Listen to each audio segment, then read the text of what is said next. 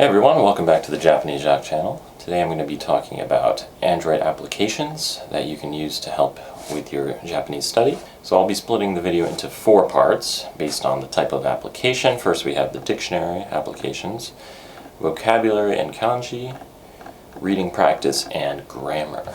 But as a quick caveat before we get started, make sure you have a Japanese keyboard set up on your phone. The one I recommend is Google Keyboard, and I personally use the 12 key option, but you can also use QWERTY and write it in as you would Romanji. But some kind of Japanese input is going to be necessary for you to utilize these apps to their full potential. I do think it is quite easy to set up Google Keyboard, but if you would like to see a short tutorial video on that, I'd be happy to make it. Please let me know in the comments below. Now for the apps, so let's start with the most practical and essential tool you'll be needing, the dictionary, of course. I've been using the same dictionary application on my Android phone for about 6 years now. It was the first one that I really stuck to, and I think the combination of the feature set, lightweight design, simplicity is really what makes this a winner.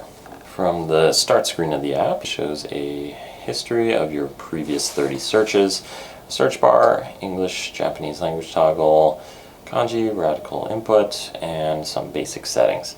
It has a small banner ad at the bottom, but the application is free to use, so this doesn't really bother me at all. Once you look up a word, we can see the rest of the useful features it has. Beyond just the meaning, you can get information about kanji, such as stroke order, how frequently the kanji appears, the various readings, easily search other words containing the kanji based on position, and finally, animations of stroke order for each character. As for verbs, the dictionary also provides all the various conjugations of all verbs, as well as the polite, negative, and past forms. This is quite helpful, especially for intermediate or beginner students, until you get the hang of doing these on your own when you learn new verbs. So, overall, I highly recommend this dictionary, and I haven't been swayed to replace it even after all these years. Alright, next let's look at apps for learning new vocabulary and kanji. Pretty much all of these are just variations on flashcard apps, so rightfully the first one I'll mention is Quizlet. I made a detailed video explaining my kanji studying method using Quizlet already, so you can check that out from the link on the screen now. Another very popular flashcard app is Anki. Anki allows you to create your own sets of flashcards, but also has several great comprehensive decks already made by other people. Some of the popular ones would be Kanji Damage or JLPT decks. Look to the description box below for some links to those sets. The magic of Anki is that it utilizes a spaced repetition learning system, and it makes it really easy to review new words and kanji on a schedule that promotes long-term memory retention. And within the settings of the app, you can also fine-tune it to fit your own learning style and speed and the amount of time that you have to study every day. Alright, for the next app, this is going to be a kanji-specific application called Kanji Tree. I downloaded this about 2 years ago, and I've used it kind of on and off for some time, but I do think it is a good resource worth checking out.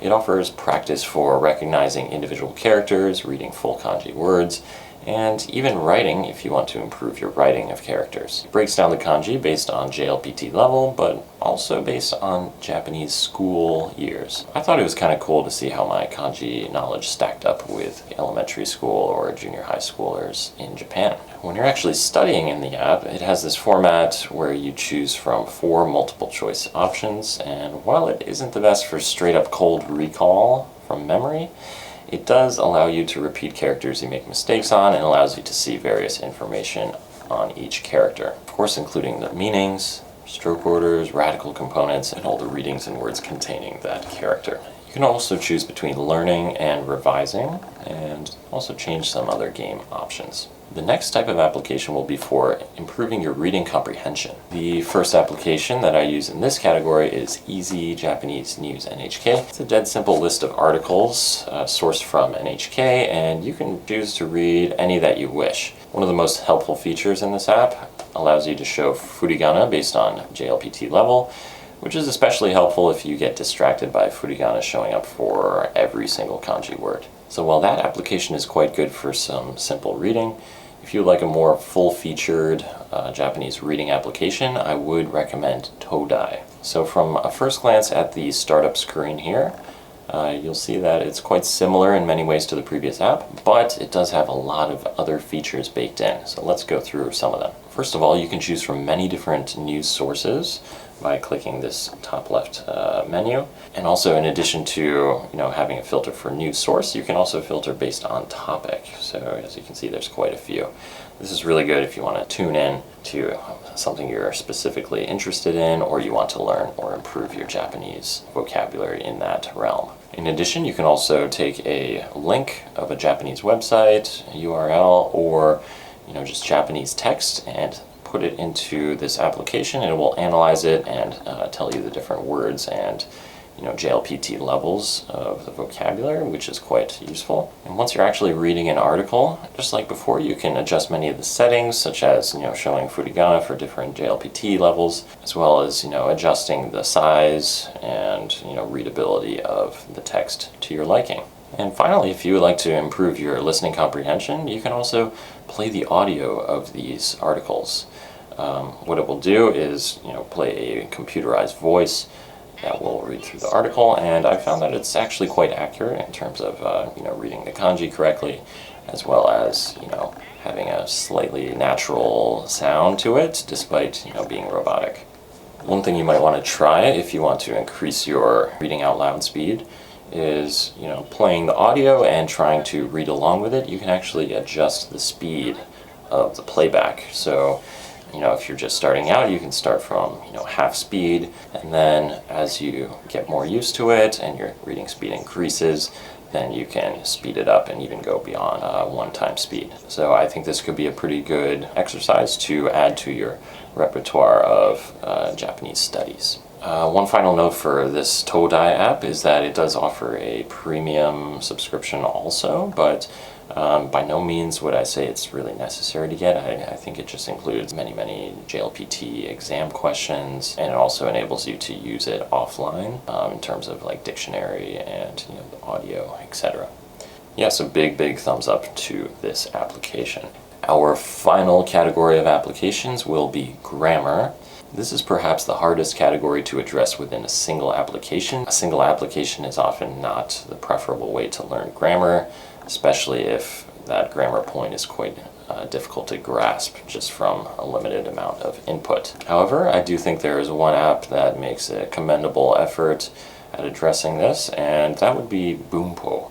This app does contain all the major JLPT grammar forms organized into level and category, as well as even, hiragana, katakana, and beginner words for, complete beginners. I think the big caveat for this application is that you will need to pay a non-trivial amount of money to access the majority of the lessons.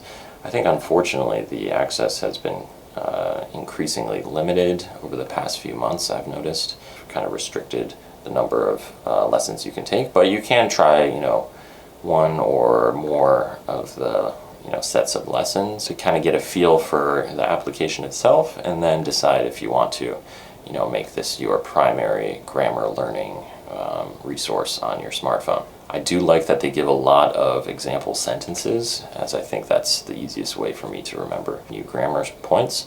While I think the drilling and questions are quite useful, the English explanation is also quite good. Some people might prefer to learn Japanese grammar using only Japanese. I've also tried that in the past. I do think you can get a pretty good grasp of it from the English explanation in conjunction with the example sentences and questions that it gives you.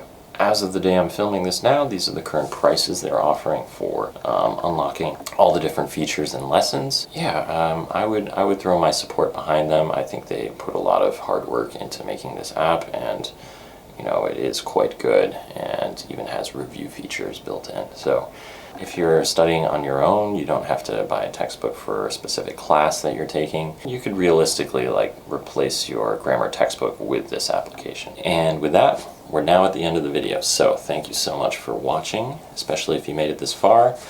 If you try out any of the applications that I mentioned or introduced in this video, please let me know in the comments. I would love to hear about your experiences. And of course, if you have your own recommendations of apps that you use on Android, please let me know as well. I'm thinking of making a follow-up video of iPad OS, iOS applications to use. Let me know if you're interested in that as well. And if you haven't already, please don't forget to subscribe to my channel. Also, please hit the like button. That would help me out a lot. That's it. I'll see you guys in the next video. All right, peace.